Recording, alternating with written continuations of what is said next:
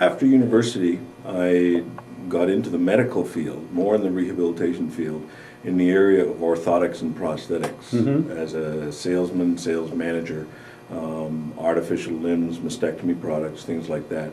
So that gave me my background in the medical rehabilitation field per se, working for an American company called SH Camp, which was one of the leaders in that field over the years.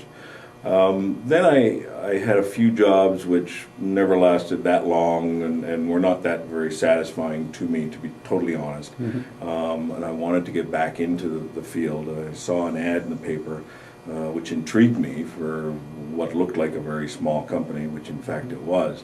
And after a couple of interviews, which was an interesting process, I got the job. The company was TASH, which in those days was really called Technical Aids and Systems for the Handicapped, Inc., which is a huge moniker to haul around, so we stopped really using that. What year was that?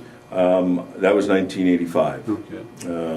The company had actually started in 1979, 78, 79.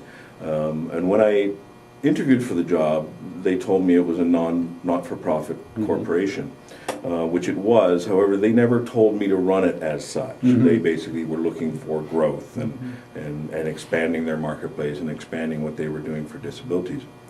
The company was actually started in the late 70s because the National Research Council in Canada, a government department, had a rehabilitation arm who were developing items for people with physical disabilities. Let's stress that TASH was really a physical disability company.